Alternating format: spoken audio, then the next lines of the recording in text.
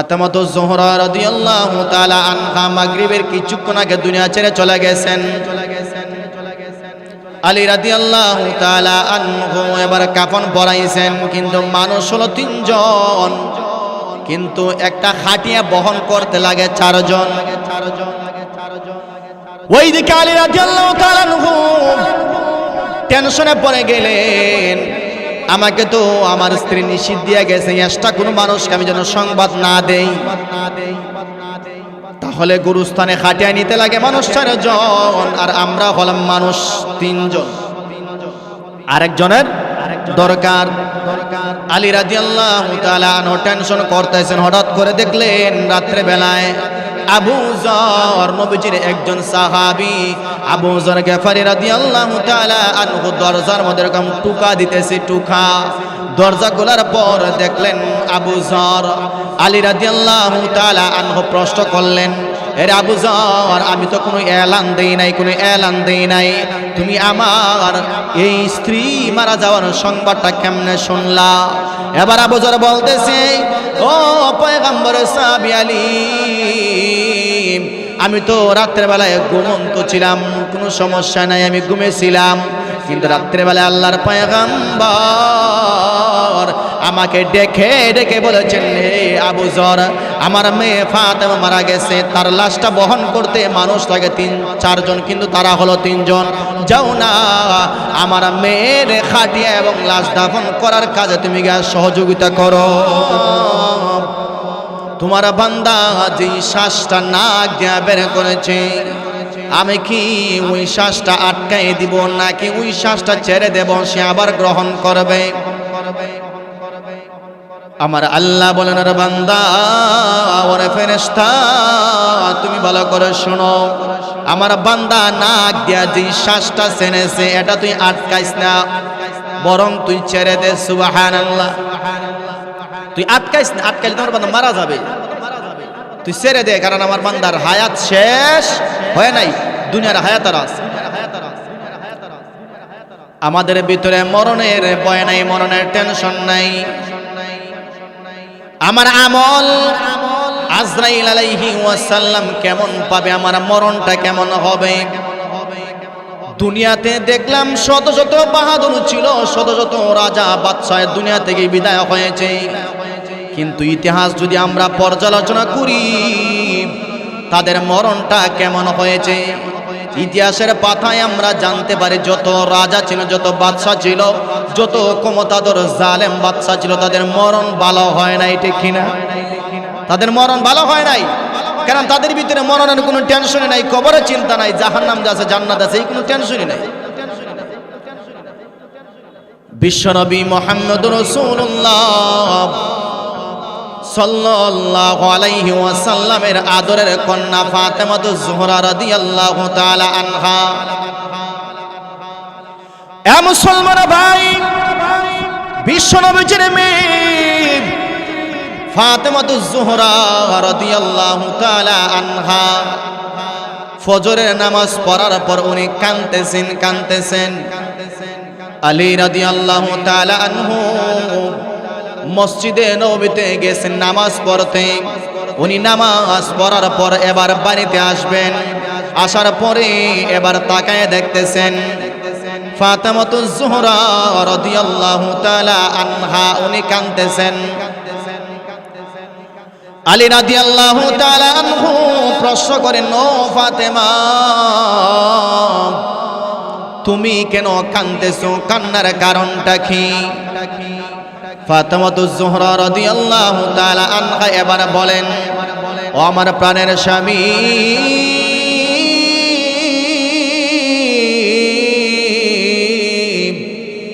আমি কেন কাঁদতেছি, এর কান্নার কারণ আছে। আজকে রাত্রে আমার আব্বাকে আমি স্বপ্নে দেখেছি। সুবহানাল্লাহ। ও আমার প্রাণের স্বামী, আজকে রাত্রিতে আমার আব্বা জান বিশ্বনবীজিকে আমি স্বপ্নে দেখলাম। আমার আব্বা আমাকে বলতেছেন, ওরে মা, আজকে রাত্রিতে তুই দুনিয়াতে আলীর সঙ্গে তুই রোজা রাখার সেহরি তুই খাইবি, আর আগামী কালকে জান্নাতে আমি বিশ্ব নবীজির সঙ্গে তুই ইফতার করবি। আমার আব্বা বলেছেন আজকের দিনটাই নাকি আমার জীবনের শেষ দিন।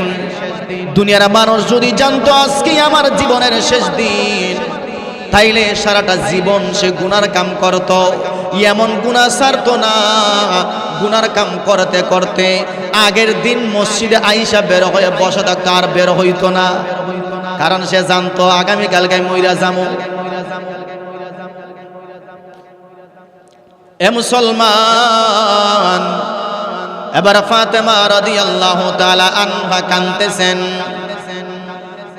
নবীজির দুই নাতি হাসান এবং হুসাইন দৌড় দিয়ে এবার ঘরের ভিতরে ঢুকেছে।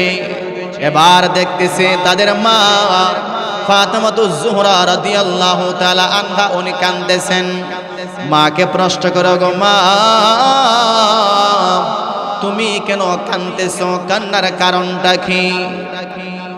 ফাতেমাতুজ জোহরা বলতেছে, এ আমার সন্তানেরা, আমার সামনে বসে তোমাদের লাভ নাই। আমি কেন কাঁদতেছি?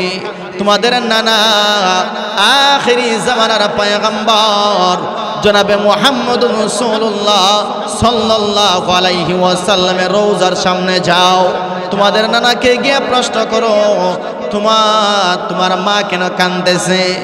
এবার দুই নাতি হাসান এবং হুসাইন আল্লাহর পয়গম্বরের কবরের সামনে চলে গেছে। নবীজি কবরে নবীজিকে প্রশ্ন করতেছে, ইয়া রাসূলুল্লাহ, ওগো আমার নানা জান, ফজরে নামাজ পড়ার পর বাড়িতে গেলাম, বাড়িতে যাওয়ার পর গিয়ে দেখতেছি মা কাঁদতেছে। মাকে প্রশ্ন করলাম, মা তুমি কেন কাঁদতেছো? মা বলে, আপনাকে প্রশ্ন করার জন্য আপনি বলেন না আমাদের মা কেন চোখের পানি ফেলায়, কেন কাঁদতেছে। বিশ্বনবীজি রোজার ভিতর থেকে হাসান এবং হুসাইনকে বললেন, এ হাসান, আমার সামনে বসেই তোমাদের সময় বিলম্ব করার দরকার নাই। আমার সামনে, আমার রোজার সামনে বসে দাঁড়ায়া সময় ব্যয় করিও না, কারণ আজকের দিনটাই তোমাদের মার জীবনের শেষ দিন। তোমরা যত পারো তোমাদের মা ফাতেমার চেহারা তোমরা শেষবারের জন্য দেখে না। আজকে তোমাদের মার জীবনের শেষ দিন, কাজে আমার কাছে দাঁড়াইলে কোনো লাভ হবে না। তোমরা বাড়িতে যাও, গে বেশি করে তোমাদের মার চেহারা দেখো, ফায়দা হবে। সুবহানাল্লাহ। দৌড় দিয়া হাসান এবং হুসাইন, জান্নাতের যুবকদের দুই সর্দার হাসান এবং হুসাইন রাদিয়াল্লাহু তাআলা আনহুমা বাড়িতে গেছে। কে বলতেছে, ও মা, নানাজি বলেছেন আজকে নাকি তোমার জীবনের শেষ দিন। ও মা, এখন বলেন না আমরা কার কাছে যাব, কাকে গিয়ে মা বলবো? কে আমাদেরকে আদর করবে, কে আমাদেরকে যত্ন করবে? ও মা, এই দুনিয়াতে তুমি থাকতে আমরা যখন গোসল করি নাই তুমি আমাদেরকে গোসল করাইতা, যখন খানা খাই নাই আমাদের জন্য টেনশন করতা, খানা খাওয়াইতা। ও মা, এই দুনিয়াতে থাকাকালীন সময়ে আমাদের সুখ দুঃখে পাশে তুমি ছিলে, আমাদের কোনো কষ্ট হয় নাই। ও মা, আজকে যখন তুমি চলে যাইবা আমাদের দেখাশোনার দায়িত্ব বারটা কে নেবে? ফাতেমাতুজ জোহরা রাদিয়াল্লাহু তাআলা আনহা কাঁদতেছেন, চোখের পানি ফালাইতেছেন। ছেলেগুলার প্রশ্নের কোনো উত্তর দিতেছেন না। বড় এক ডেকচি দিয়া পানি গরম করছেন। পানি গরম করিয়া নিজের স্বামী আলী রাদিয়াল্লাহু তাআলা আনহুর কাপড় ভিজাইছেন, হাসান হুসাইনের কাপড় ভিজাইছেন, এবং বড় একটা ডেস্কির মধ্যে বড় একটা আটার খামি তৈরি করেছেন, রুটি বানাইবেন। আলী রাদিয়াল্লাহু তাআলা প্রশ্ন করে, ও ফাতেমা, এত কাপড় তুমি কেন ভিজাইলা? এত আটার রুটি বানানোর জন্য তুমি খামির কেন তৈরি করলা? এবার ফাতেমা বলতেছে, আমার প্রাণের স্বামী, আমি তো আজকে ইফতারের আগে আগে দুনিয়া থেকে চলে যাব। এজন্য এই দুনিয়াতে আমি থাকতে তোমার কাপড় তুমি আমি দৌত করে দিয়েছি। আমি মারা যাওয়ার পর জানি না কে তোমার কাপড় দৌত করে দেয়, আমার সন্তানের কাপড়গুলা কে দৌত করে দেয়। এজন্য আমি মারা যাওয়ার আগে কমসে কম 4 থেকে 5 দিনের রুটি বানাইয়া আমি রাখতে চাই, কমসে কম 1 সপ্তাহ বড়, যাতে তোমাদের কাপড় দৌত করতে হয় না। সুবহানাল্লাহ। কেমন মায়া ছিল স্বামীকে দিয়ে। আর আমাদের এলাকার আজকে বিবি স্ত্রীরা স্বামীর কাপড়ে দৌত করে না। 1 সপ্তাহ চলিয়া যায়, 10 দিন চলিয়া যায়, স্বামী বলতে বলতে বলতে বলতে আর স্ত্রীর আর সময় জুটে না স্বামীর এবং সন্তানের কাপড় দৌত করার। এরকম স্ত্রী নাই আমাদের এলাকাতে? অনেক আছে। স্বামী বলতেছে আমাকে 1 গ্লাস পানি দাও, কিন্তু না, বলতে বলতে 5 মিনিট এখানে শেষ, পানি আর আমার সামনে আসে। ফাতেমাতু জোহরা রাদিয়াল্লাহু তাআলা আনহা এ ভাই জোহরের নামাজ পড়লেন, আসরের নামাজ পড়লেন, ইফতারের সামান্য কিছুক্ষণ আগে উনি দুনিয়া থেকে চলে যাবেন। এবার আলী রাদিয়াল্লাহু তাআলা আনহুকে কয়েকটা প্রশ্ন করলেন, কয়েকটা কথা বলে গেলেন। হে আমার প্রাণের স্বামী আলী, তোমাকে আমি কয়েকটা কথা বলতে চাই। 1 নাম্বার, আমি যখন এই পৃথিবী থেকে চলে যাব, তোমার মনে যাকে চায়, যাকে তোমার ভালো লাগে, এরকম সুন্দরী ভালো একজন মেয়েকে তুমি তোমার স্ত্রী বানায় নিবা। সুবহানাল্লাহ। আমি যখন মারা যাব তখন তুমি তো একা একা থাকবা, তখন তুমি ভালো একজন কন্যা, ভালো একজন বিবি দিকে তুমি বিবাহ করি, তোমার সেবা যাতে করতে পারে, তোমার যাতে কোনো কষ্ট হয় না। সুবহানাল্লাহ বলেন। আমাদের স্ত্রীরা বলে এরকম যে আমি যখন মারা যাব তখন তুমি আরেকটা বিবাহ কইরো, তোমার দেখাশোনা যাতে করতে পারে, তোমার সেবা শুশ্রূষা যাতে করতে পারে। আর নিষেধ দিয়া যায় সাবধান, বিবাহ করা মানে আমার সন্তানগুলা এতিম হয়ে যাবে। নাউজুবিল্লাহি মিন যালিক। নবীর কন্যার আদর্শ কি ছিল?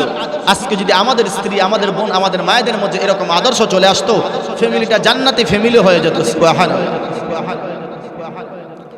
আলী রাদিয়াল্লাহু তাআলা আনহুকে আবার বলতেছেন, এ আমার প্রাণের স্বামী, আমি যখন এই পৃথিবী থেকে চলিয়া যাব, আমার এই 2টা সন্তান, তাদের মা নাই। আমি এই পৃথিবীতে থাকাকালীন আমার 2টা সন্তানকে আমি আমার কাছে রাখে আছি, রাত্রে ঘুমাইছি। ও আমার প্রাণের স্বামী আলী,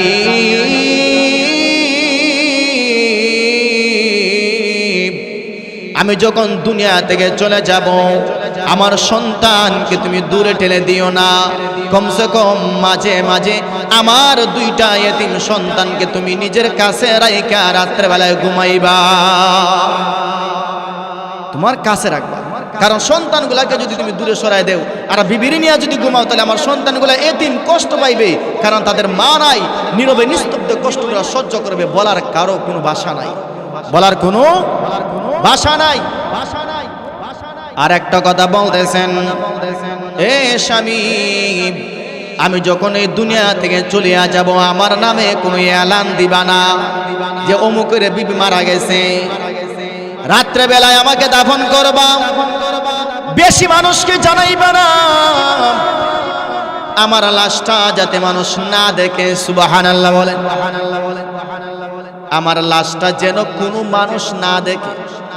আর আজকে আমাদের দেশের অবস্থা হলো, আমার স্ত্রী, আপনার স্ত্রী বা আমাদের এলাকার কোনো মহিলা যদি মারা যায়, এলান দেয়া দেয়, বড় সড় এলান, অমুকের বিবি, অমুকের মেয়ে, অমুকের স্ত্রী মারা গেছে।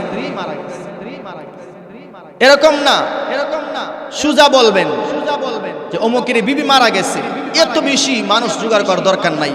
আমাদের এলাকার সিস্টেম হলো, কবরে যখন মাইয়াতকে দাফন করা হয় তখন পর্দা দেয় না।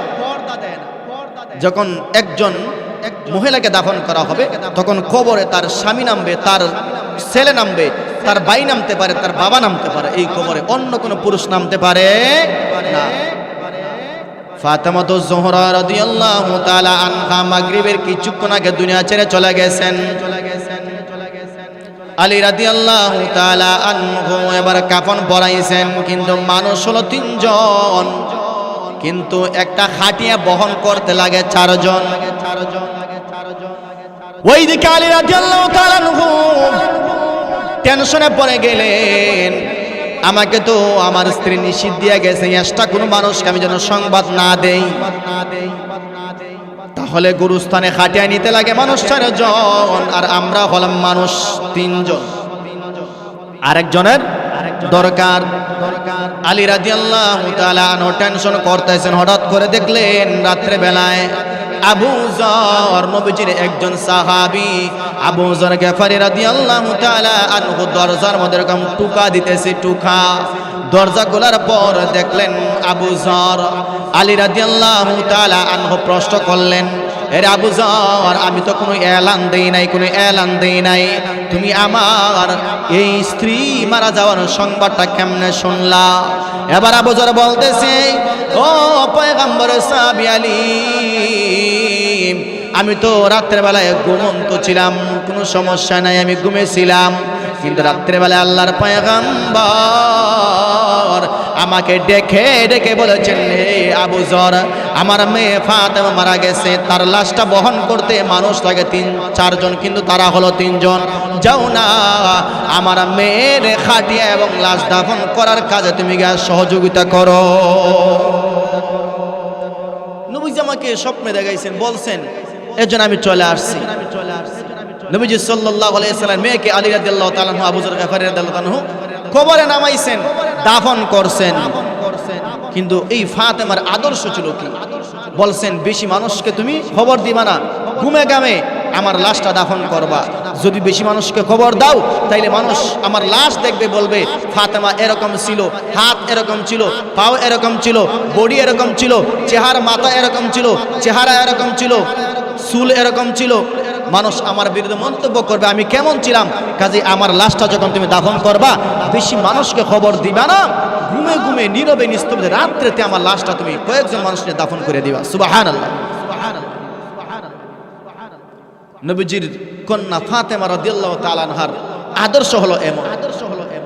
এজন্য ভাই, আজকে যদি আমরা আমাদের ভিতরে কবর চিন্তা ঢুকাই, একজন যুবক কি গুনাহ করতে পারবে? যুবক বলেন, বুড়া বলেন, আমাদের সমাজে মা বোনরা যে আছেন তারাও গুনাহ করতে পারবে না, যদি ভিতরে যদি কার ভয় থাকে, আল্লাহর ভয় যদি থাকে। আমাদের ভিতরে আল্লাহর ভয় নাই, আল্লাহর ভয় যদি থাকে, তাইলে একজন মানুষের উপর কেউ জুলুম করবে না, ঈমান বিক্রি করবে না, ঘুষ খাইবে না, সুদ খাইবে না, কোনটা ন্যায় কোনটা অন্যায় এটা পর্যালোচনা করে সে দিনের জিন্দেগি গঠন করবে। যদি তার ভিতরে কার ভয় থাকে, আল্লাহর ভয় থাকে। আমাদের দেশের অনেক যুবক আছে, এই যুবকগুলার ভিতরে আল্লাহর ভয় নাই। অনেক যুবক আছে দেখবেন সিএনজি চালায়, টমটম চালায়, গাড়ি চালায়, মোটরসাইকেল চালায়, কিন্তু তাদের ভিতরে আল্লাহর ভয় নাই। কেন? কারণ তারা নামাজের সময় মসজিদে আসে না, আজান হয়ে যায় মসজিদে আসে না, অবাধে চালায়, প্যাসেঞ্জারের সাথে দুর্ব্যবহার করে, এরকম অনেক আছে না? নাই, অনেক আছে। কিন্তু আমাদের মরণ কার কোন সময় হয় এইটা কি বলতে পারি?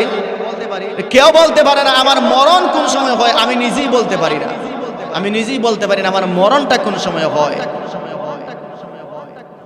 আমার ভাইয়েরা, এই জন্যে মরণের ভয়টাকে সব সময় দিলে রাখতে হবে, দিলে রাখতে হবে। বিশ্বনবীজি বলতেছেন, কোন মানুষ যদি দৈনিক 20 বার মরণকে স্মরণ করে, মৃত্যুকে স্মরণ করে, কয়বার? দৈনিক 20 বার যদি একজন মানুষ, একজন মুসলমান মৃত্যুকে স্মরণ করে, মহান আল্লাহ তাকে শাহাদতের মর্যাদা দিবেন। সুবহানাল্লাহ।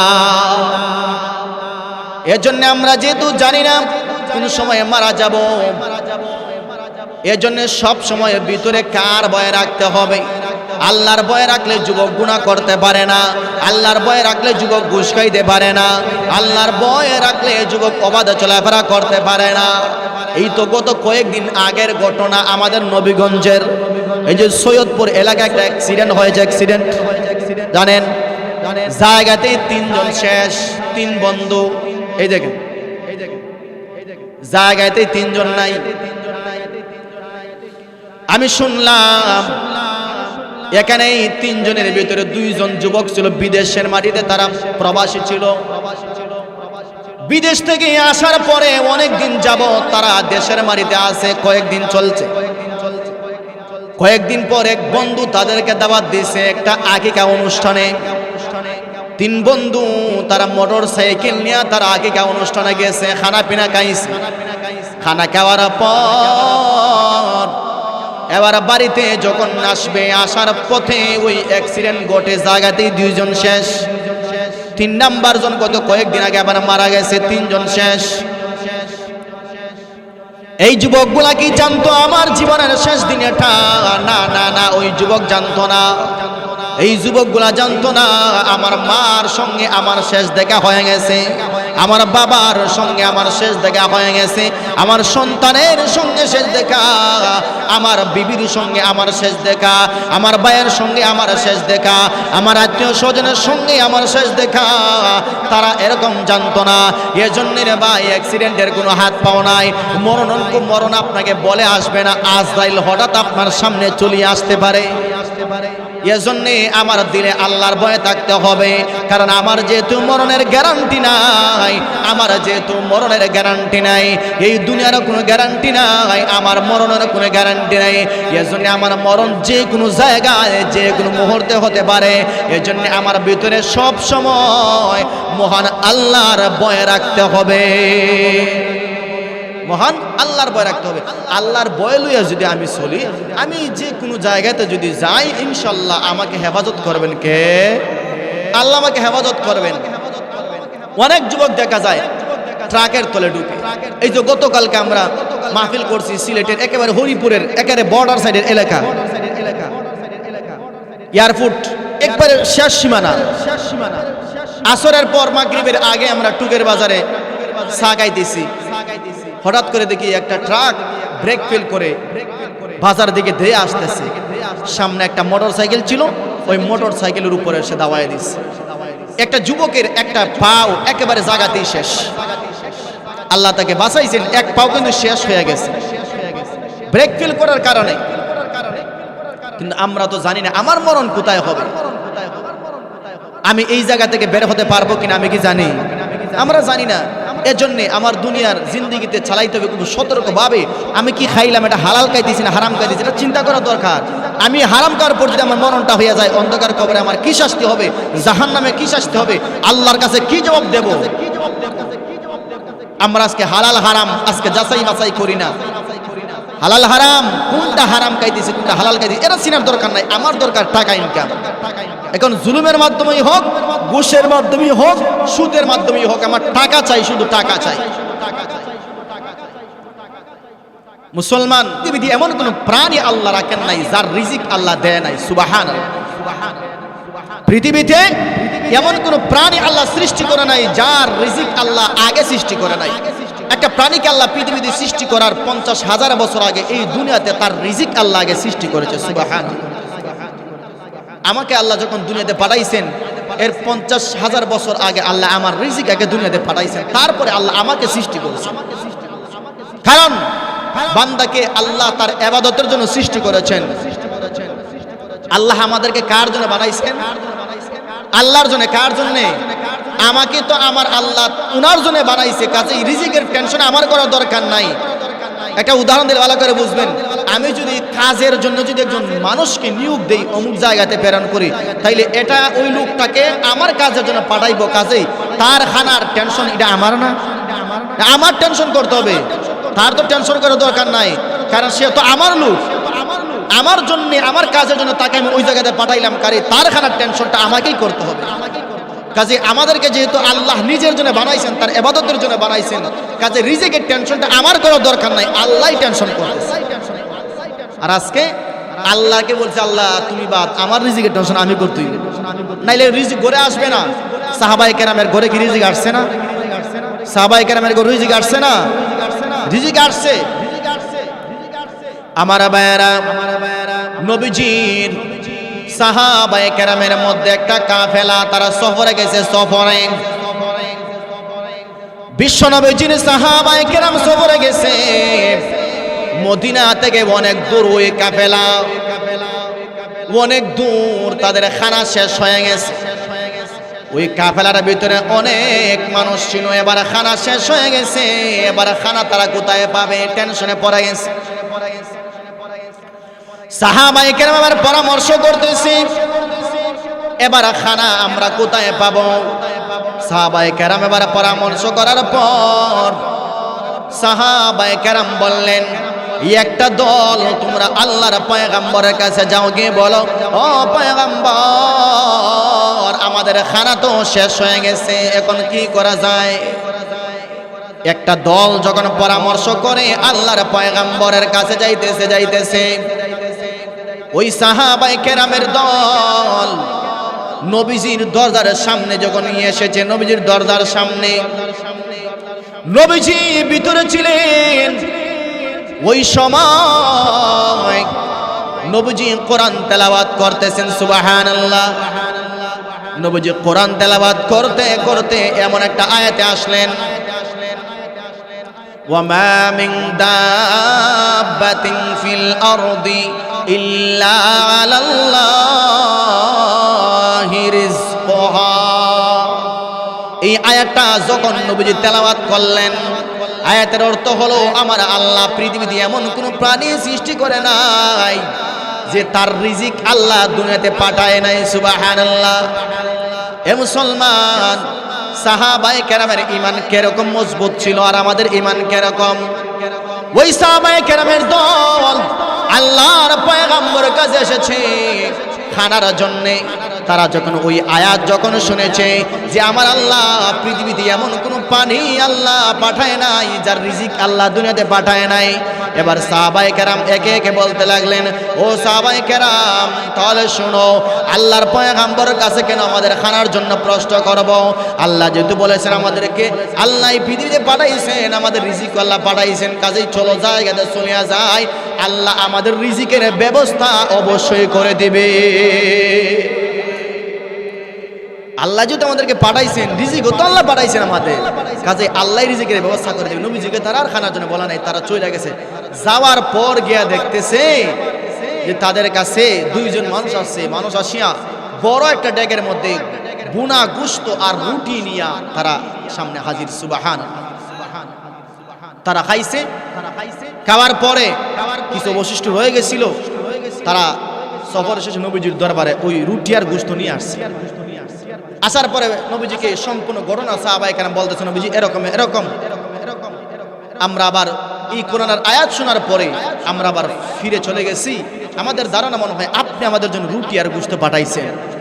নবীজি বলতেছেন, না না, তুমি যে এই কোরআনের আয়াত শোনার পরে বিশ্বাস স্থাপন করেছো, ঈমানে মজবুত তোমার বেড়ে গেছে, এজন্য আমার আল্লাহ পাক রব্বুল আলামিন খুশি হইয়া জান্নাত থেকে ফেরেশতা দিয়া গুনাহ গোশত আর রুটি পাঠিয়ে দিয়েছে। সুবহানাল্লাহ।